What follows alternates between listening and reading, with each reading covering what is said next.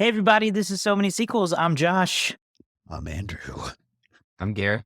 And I'm David. That's right. You get all four of us for this Yep. very special. It's not special. I mean, it's special in the sense that it's our last So Many Scares of the year. Not a treat. No, it is the trick part, unfortunately. All good things must come to an end, and that includes So Many Scares. So we're going to be talking about that today.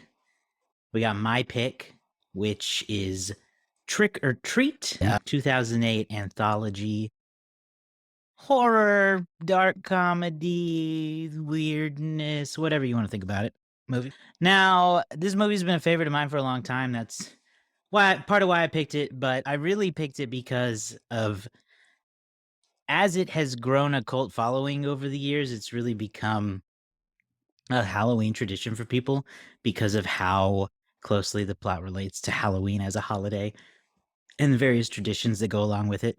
So that's kind of what made me want us to talk about it, just to give a little small explanation for anyone who may not have seen it. Whatever. It's a series of short films that are kind of interwoven together to make it look more like one full narrative, but there's some ways that the plots intervene or interweave with particular characters and timelines and things like that. So it's four distinct stories presented as one movie about a character named Sam, who's a little pumpkin head kid who I see him as kind of like the Halloween police. He's out there making sure everybody follows the right rules and traditions, and if you don't, he kills you. And so we're following along his night on Halloween. So that's why I picked it. I really liked it for a long time. I first saw it. This is one of those movies that I picked up randomly when I worked at Blockbuster, and I could rent like 10 free movies a week. So I just grabbed it off the shelf because if I'm not mistaken, I think it was a direct to DVD release anyway. This wasn't a theatrical release at any point at its initial release. So I picked it up there and I was like, this movie's crazy. I like it. It's weird and I enjoy that about it. So that's my pitch for why I picked it. I will let you all now either tear it up or hype it up. And I want to hear from Andrew first because you haven't been on the show in a minute. Yeah, right. Let's hear from Andrew. Okay, well, first things first, I actually kind of like this movie.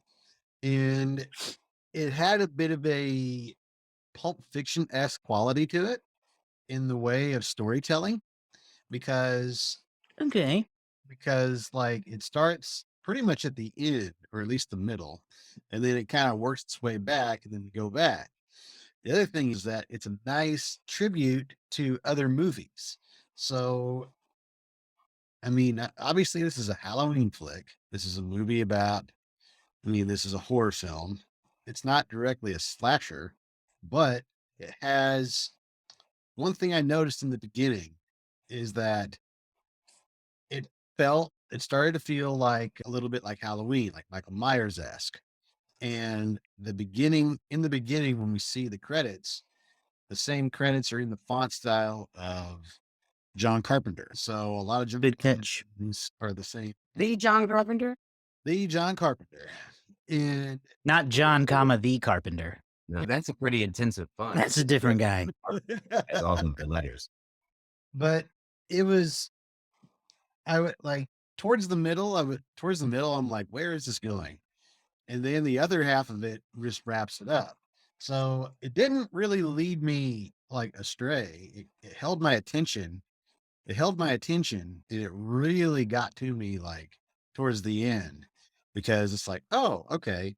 All of this comes full circle. I liked it. I liked it, you know, not as good as any Halloween movie. But the thing is that like this, I had a good time with it. It was very short. It is short, yeah. Yeah, it's not that long. Yeah. So it's just enough for a good time, and that's about it. All right. Perfect. Garrett. Yeah, Garrett. Yeah, I bet you would say that. I think after I finished it, I watched this. It was one of the movies I remember getting from Netflix in the mail. Some friends of mine were having Red envelope. Yep. We were having a Halloween party and we were just watching some movies. And I remember us watching this, but it was overshadowed because the other movie we watched at night was The Human Centipede. And that one kind of takes away most of my memory, unfortunately. So this is kind of like my first time seeing it again because I remembered almost nothing about it. And I really enjoyed it too. I found it fun. I found it perfectly campy. I found it really nice and gory. It gave me some tension when I wanted it. It had some build. I did like the anthology storytelling because, you know, theoretically, this is an easy moneymaker, sequel maker too, because you can just have it all take place in the course of one night. And there's various different stories. Sam is policing them all. You have like the little kind of stories telling. It reminded me of an adult Are You Afraid of the Dark? And I really enjoyed that element where it was just kind of storytelling and it didn't necessarily need a full plot. It can just be a bunch of short stories strung together, just like Are You Afraid of the Dark? And it really, I think, did a great job of delivering that kind of aesthetic. And that is a fun Halloween element that you don't see very much. All right. All right. All right. Yeah. David, what did you think of Trick or Treat as our resident non-horror person? I'm very sorry, Oh, no. but I didn't like it. Oh, no. It's so funny that Garrett compared to Are You Afraid of the Dark? Because that's one of the things I thought of too. Was kind of like a bloody or Are You Afraid of the Dark? Rated Are You Afraid of the Dark? Right. But I was really worried that when presented in front of you guys, I would not be able to like express how bad I thought this was. 'Cause it's like it sucked. Like it was. So the worst thing about it is finding out that it's a cult classic. You know what they always say about, that's cult classics are always like usually movies that were bad. And then just like some people found it and they were like, oh, we found it. And now we like it. That's usually what happens. The idea that it was supposed to be a dark comedy did not dawn on me until I was reading the Wikipedia article about it afterwards. Excuse me, I almost choked because You can't even talk about this without choking on it. exactly. It was when those girls turned into werewolves, I was tomatoes at the screen. It was Tomatoes!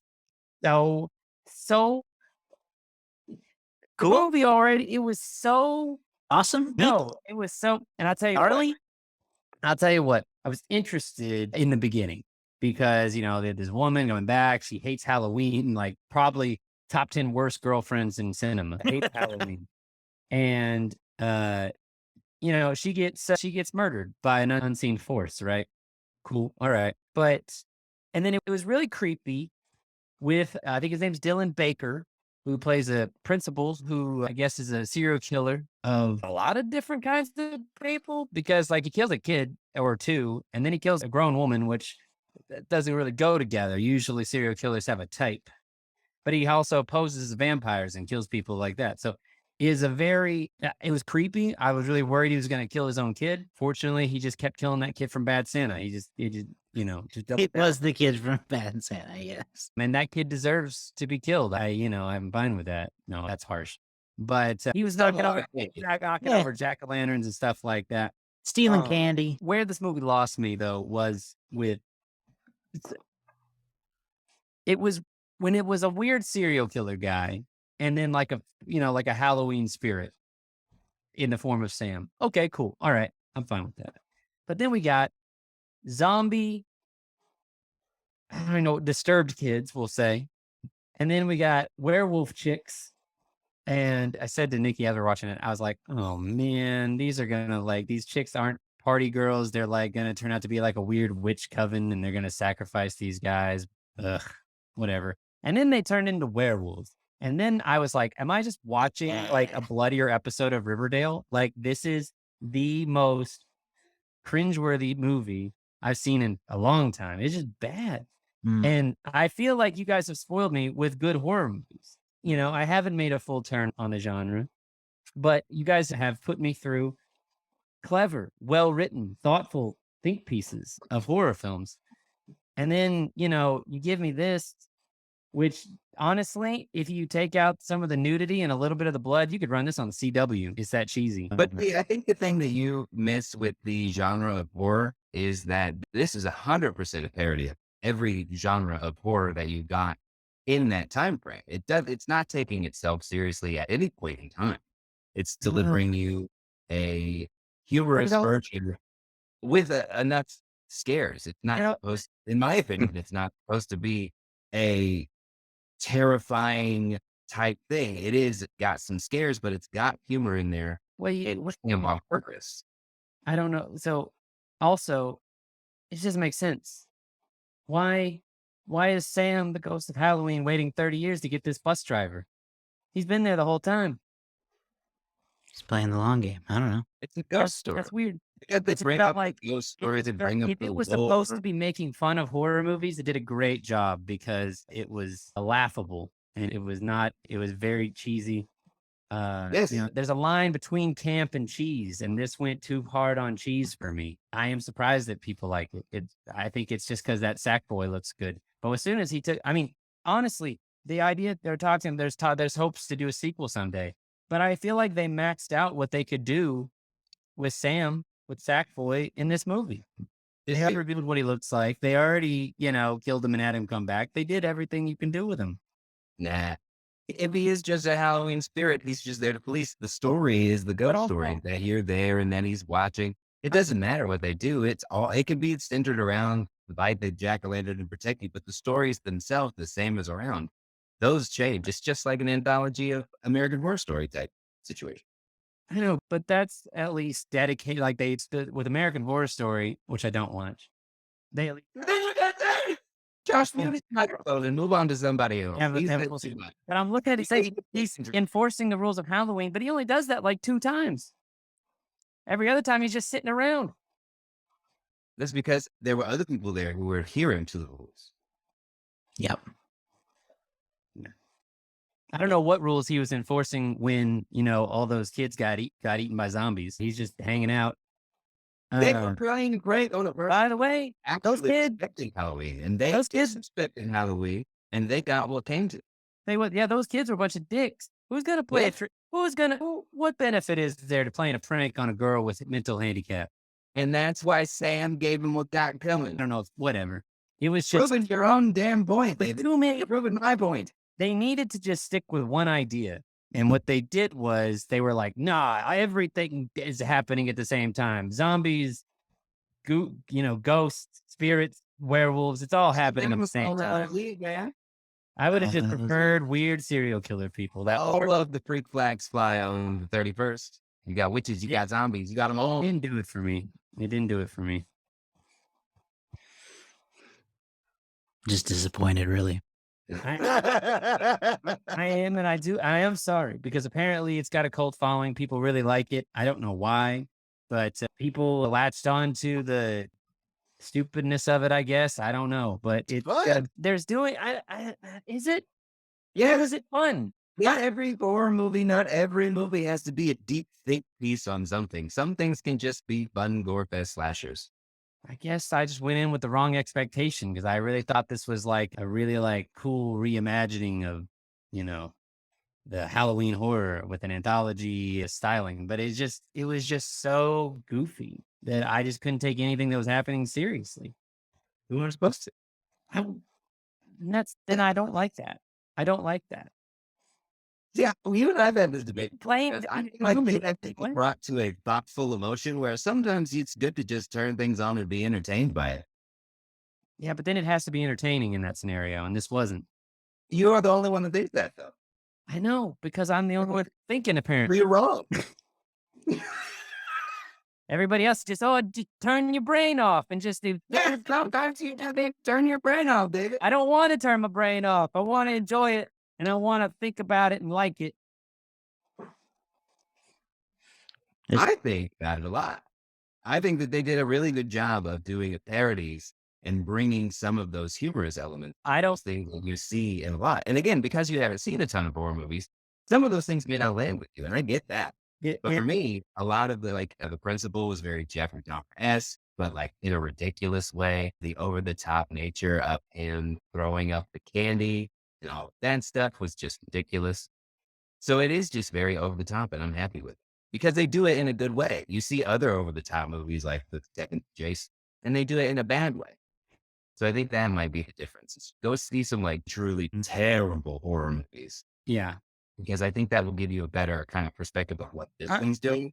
Because those in the slasher genre, they have no story. They have no plot. They have nothing. They are just straight for the kill.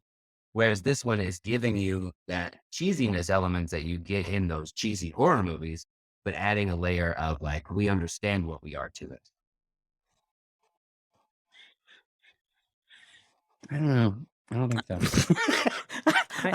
I'm glad I picked this I movie. think that this movie, if it Good wanted debate. to do that, I think it needed to be more clearly funny. And it felt like it was trying to scare me. It felt like it was trying to be creepy, and it was trying to be, it wanted to have a cool factor.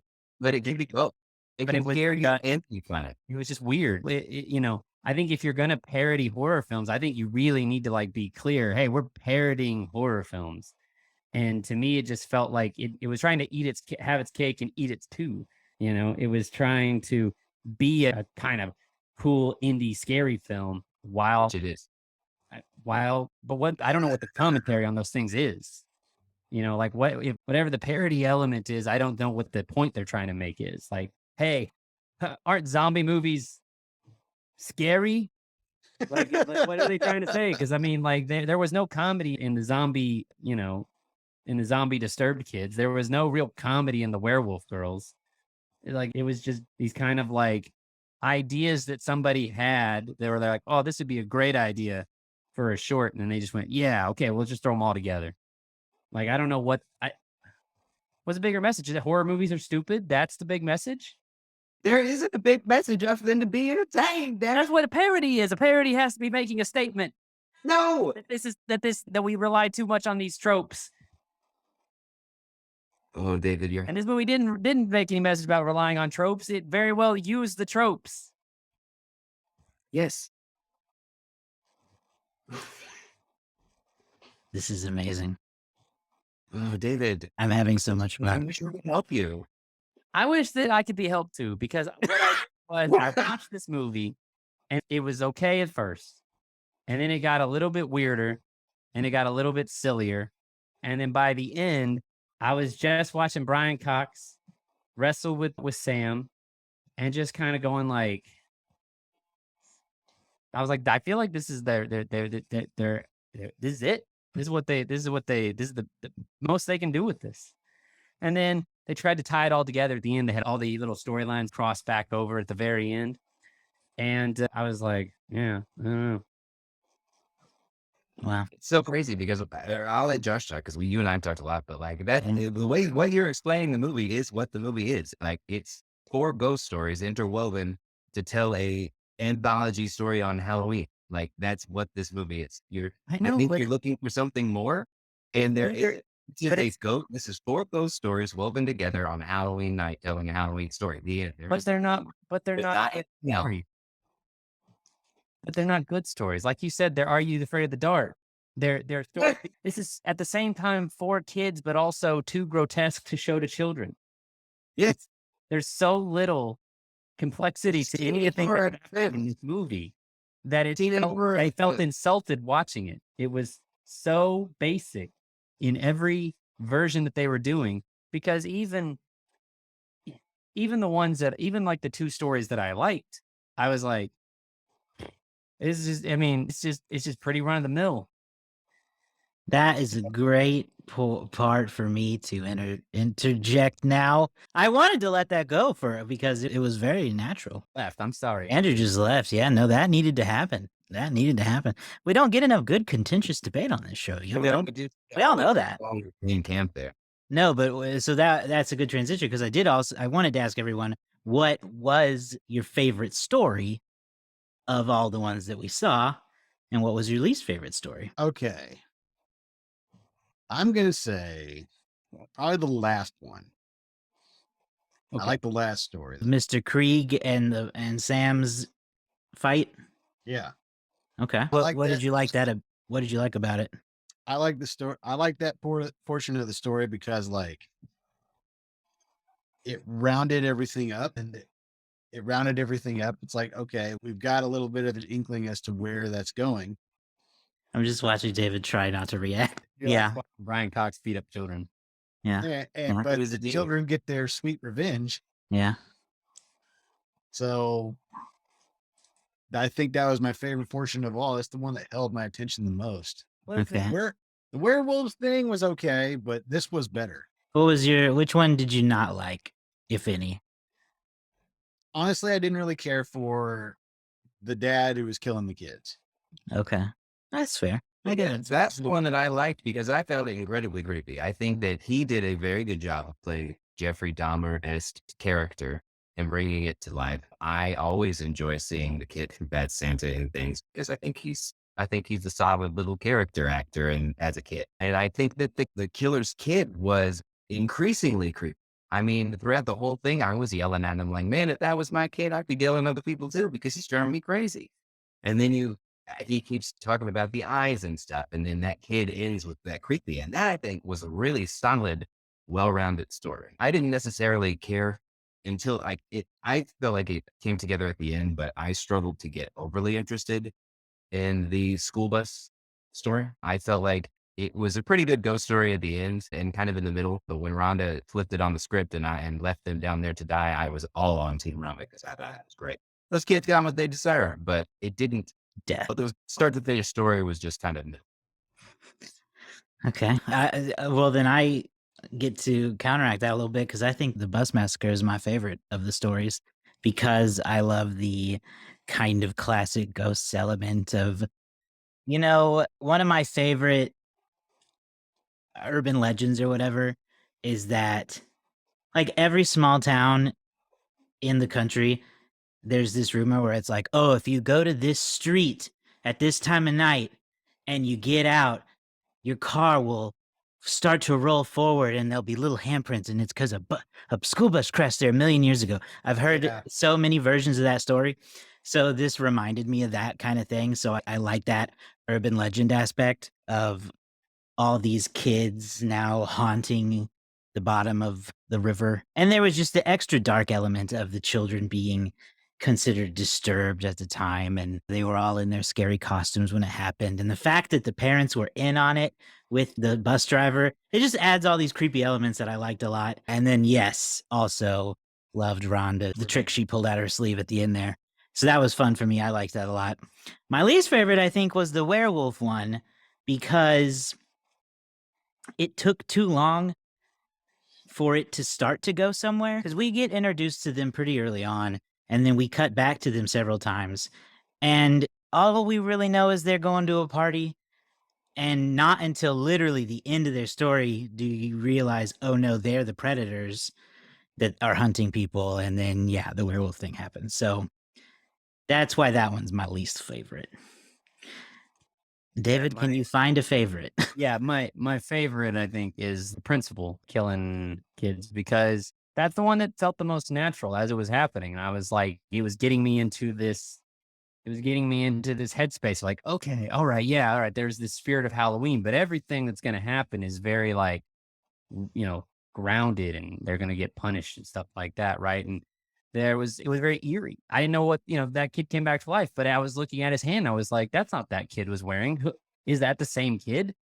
So like there was a lot of questions. There's I really like that you see Brian Cox's character, Mr. Krieg. He comes out and he has this interaction. And then later, you see him calling for help and then he gets tackled, right? It was a very like, oh gosh, what was that? Like, oh man, the story's really going to start unfolding here and things like that, right?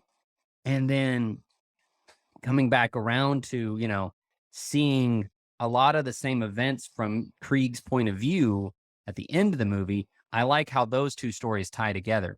But more or less everything else in between just felt it felt like a different film. Like it felt like a different movie. And I know I realized they were different story types. There was an anthology thing, but it was just to go from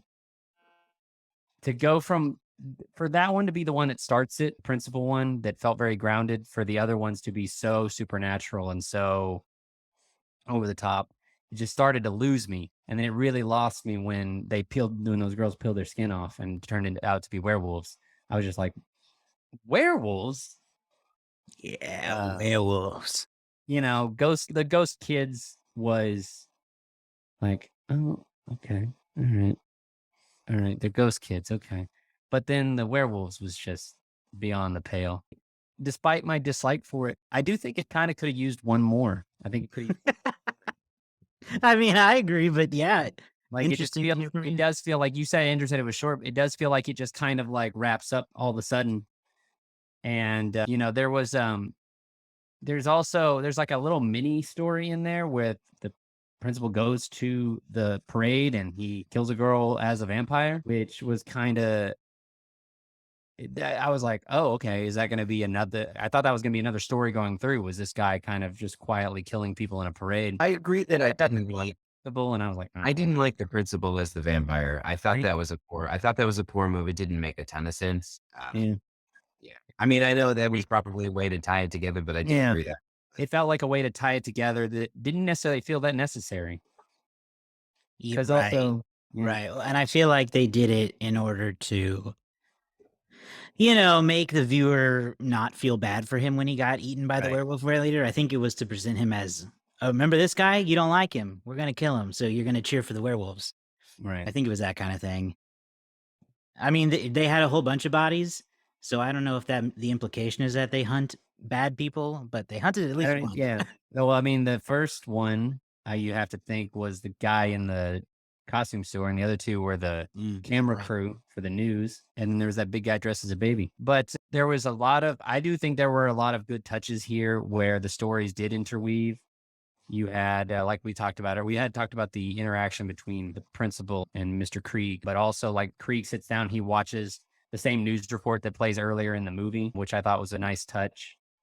And, you see the interweaving of some characters in the background. Girlfriend, who is a robot, who gets killed early on, you actually see, if you watch, you'll see her walking around the background of two of the other stories with her husband, I guess. I kept saying girlfriend. I guess they're probably husband and wife. But yeah, so I mean, I thought there were nice touches where they managed to make this feel like they were separate stories, but they were all taking place sort of parallel to each other. Right. So that I do think the movie's not completely without merit. I just didn't like it. That's what it comes down to. I'll take that. I think that's the most we're going to get you to warm up to it. I'll take that happily. Yeah, since this was a short movie with just a handful of stories, I don't feel like they have a lot else to say on it, honestly. I mean, do you want to talk about like any of the performances? Any of the actors? Honestly, the movie's not something that it's not none of them are that strong. I don't know. It's not like any of the performances are like, wow, they're all competent to me. It is wild that it is Brian Cox, who is right. In some circles, a very legendary actor. He's very popular now because of Succession, but he's been in a lot of films. Yeah, I'm basically only familiar with Anna Paquin in this movie, so. Yeah.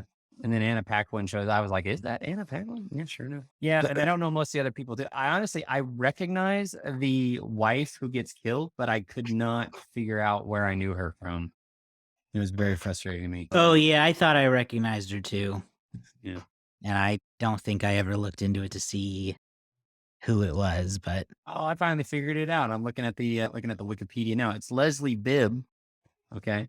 And she was, you may or may not see, you guys remember Iron Man 1? Yeah. The girl who works for Vanity Fair that he he's talking to and then, romantical with. And it's her. That's who it is. That's why I recognize her so much. She was in Iron Man, which I watched about 100,000 times. I remember her from Talladega Nights. Oh, you know what else? That's soon. She's Garrett. She's the mom in The Babysitter. Oh my God, she is. We literally just watched that like an hour ago. And I was like, who is that lady? Didn't catch it until I just looked. Yeah, so I don't really have a lot to say about the performances. I mean, no one really has grown into something from this movie or anything like that. So it's just kind of a little Halloween treat for horror fans, I guess. Right. Did you guys watch the animated short that that sort of led to this movie's eventual creation, Season's Greetings? No, I did not. I have not seen that. But I liked the kind of throwback to that in the credits where it's kind of, you almost get a Spider-Man 1 style credit sequence at the beginning with various comic book pages flying by. So I got two to tie in even more that like this is a story and not like based on real events or any of those types of movies. Right. So yeah. Do you have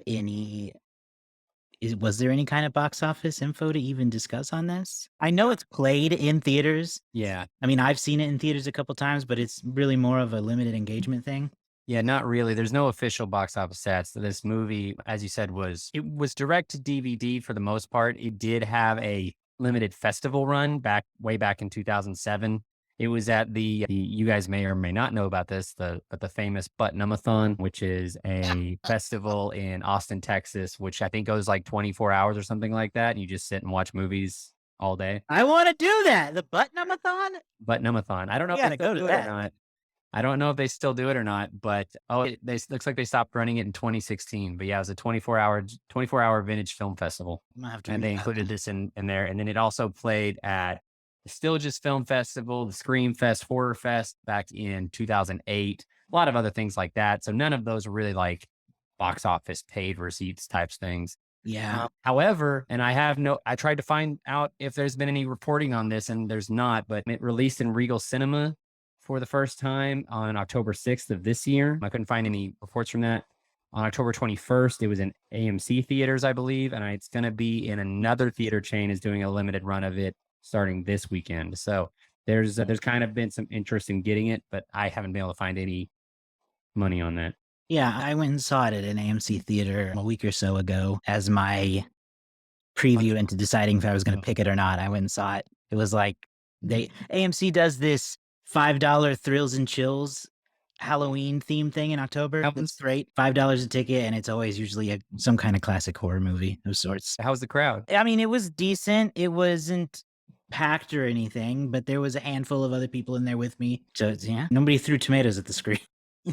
But it's not a movie people didn't like hoot and holler either. So Yeah. seemed good. There was attendance. It wasn't just me by myself. But so yeah, if anyone wants to catch it in the theater, look into that because you might find it somewhere. Go check your local theater, especially if it's playing at Regal and AMC for a limited time. I like it. That's why I picked it. Oh, I will say I almost picked. It came down to either this or the Babadook. I don't know if that would have if you would have had a different outcome with that one, but Andrew is adamantly against it. Okay, well, I'm just gonna bookmark it for next time. Well, there's different. I mean, that's the thing is there is a different reaction between bad and I was scared. Yeah, and true.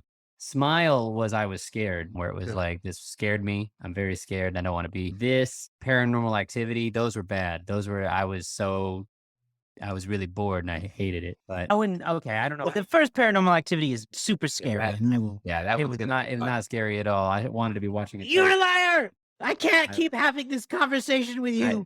It's been 10 years. Eventually, we'll watch Paranormal Activity for this show, and I will be as adamant today as I was then that that was not a scary movie. But anyhow, let's do the Letterboxd, shall we? Yeah, let's do that. I've got some popular Letterboxd reviews pulled up for us here. What I love about Letterboxd is it's like movie tweets. A lot of times because people just write their review as one or two sentences. And so I feel like I'm looking at the very best tweets about a movie, which makes it 10 times more fun. 5 stars, Sam is the only bitch I've ever respected. 4 stars, My Little Pumpkin Man's is the Halloween cop, which I love that. Great movie for anyone who has ever wished suffering upon Logan Roy. I believe that is a Succession reference. Oh, right. Any fans of that show? A Halloween movie about a demon pumpkin child that kills people can actually be so personal sometimes. And then finally, I now only care about one feral pumpkin boy and one gang of sexy werewolves. So Letterboxd has the jokes as usual. You can follow all of us on there, and you should. You can follow basic werewolf rules. Our jokes aren't always as funny, but I like to think sometimes they're good. I'll tell you what, I think I think too hard about my Letterboxd reviews. I need to just try to be funny. Well, I go back and forth, and sometimes I'm like, do I want to write out a thought-out review? And sometimes I do. Or do I just have like a quick one-liner I'm going to throw out there? And sometimes I do that. I can't decide.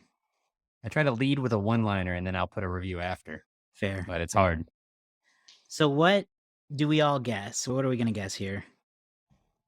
I have genuinely no idea what to expect, really. I'm going to guess, since this whole universe is against me, 3.8. Oh, wow. I'm going to go much lower with 3.2. Okay, we got a wide range, and this rarely happens, boys. So, Andrew, where are you gonna go? I was gonna go 3.0. Oh my gosh. 3-0, 3-2, and 3-8. Well, I'm gonna cut you all in the middle, of course. At 3.4. 3.4. Okay. Trick or Treat on Letterboxd has an average score based on 83,000 ratings of a 3.6, which means we need Whoa! that is higher than I expected. Huh? That is higher than I Do expected. we need a tiebreaker? What did you Yes, say? because you and I have split it evenly because you said 3-8 and I said Yeah. 3-4. Oh, you said 3-4. Yeah. Oh, I thought you said 3-5. Oh, man. No. Okay, hang on. Let me see if I got any tiebreakers left. 3.6 is honestly surprising. It is. And that's from someone who really likes the movie. Well, like you said, it's got a cult following. So the only people who would review this movie are the people who went out of their way to buy it. Nah, 83,000 is a lot. That's a lot. That's what's enough. That's the only way to see this movie is to have bought it or rented it. I don't know if it was ever streaming on Netflix or anything like that. I'm sure it has. I'm out of time. I have an idea. We've used all we my did it. tiebreakers. Oh no, we already did. We did Hocus Pocus originally, didn't we? Dang it, I forgot about that. Yeah. I was gonna say we do the original Hocus Pocus since we did the sequel, but I forgot. We got to think of a tiebreaker. So we can either go to Rotten Tomatoes or Oh, That's a fair one. we can. I'll pull up the Rotten Tomatoes. Yeah, let's just do that. That makes it Yeah. easy. Either that or These are our old ways anyway. We gonna go audience or critic? Let's go. Critics? Okay. Yeah. Right, I'm ready when you are, gentlemen. I'm gonna say the critics gave this 82. 82 for David. I'm gonna say 76. And the winner is the one who hated it all, David. Critics are at 81. 81%. 80. Audience score is 72. Oh, nice. Okay. Wait, so what was the actual critic score? You got it right out? 81. 81. I was up. I was high by 1. Yeah. Nice. Nice. There you Okay. go. Wow. All right. Well, that's a good boost for me. That puts me at 13 on the year. Josh is at 8. Garrett still at 7. So Andrew. running away with the letterbox game this year. Andrew, I believe you're at 2. But you haven't been on that many shows. You can't make it to the playoffs.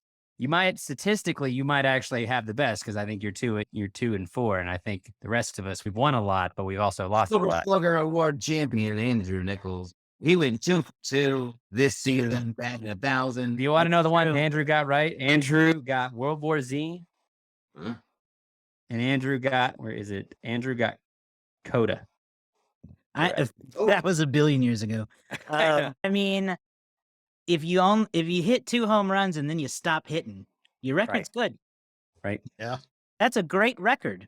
2 out of 6 ain't bad. Like the other night. Got a lot now. David, you don't know this, but we went to see a show a couple weeks ago. It was at one of the casinos in town. Andrew throws $4 into a machine and walks out $100 richer immediately, and then is just done. All right, perfect. Because that's how he. Sometimes the house always wins, but sometimes house always it's wins big when and you take the house. Yeah, Yep. when you stop playing early, you win. That's the key. Yeah. That's the best lesson Andrew's taught me. You want to know? Hey, you want to know how you double your money? You fold it and then you put it back in your pocket. Exactly. Now Now you I've got heard 2 that joke, ones. and I kind of like it. All right, what do we give it? Yeah, what is our scores going to be? I will start because Sam is my pumpkin boy, and I picked this movie, but I'm not going to give it perfect score. It is a 4-star movie for me. Yeah, this movie's fun. It's not anything like super crazy, but it is going to be an enjoyable watch. Just 3-star. 3. I'm also on the 3 stars list. I thought it was good. I'd watch it again. This may be my lowest reviewed movie of the year. I'm giving it a 2. I'm giving it 2 stars. Okay. Didn't do it for me, but That is an average of a 3-star movie. So We're not that came far in a off. bit under Letterboxd. Usually we match it a little better, but unfortunately, David has sunk our ship today. well, you guys could have rated it higher. Hey, I did my part. Garrett and Andrew, they could have get in 3.5s, and I think we would have made it. Yeah. If you think we're not going to blame you, you crazy. Anyway, Well, I that had is, to drag it down. You gave you it a 4. did. I had to drag it down. I get you it. know? I get it. Anyway, That puts a wrap on So Many Scares, though. So I guess let's talk about the end of the year. We got our usual. We'll have some kind of Christmas themed month coming up in December to wrap things up, and then we got. I know we've got a few new movies coming out that we're gonna cover. Obviously, there's big ones like Black Panther: Wakanda Forever. I can't imagine a world where we don't do an episode about that. So we got some fun stuff coming up. We don't have the next few weeks planned precisely, yeah. but we will very soon. So we got plenty of more good stuff coming your way. And you can keep up with that if you follow us online on social media, Instagram, TikTok, Facebook. We're on all of those.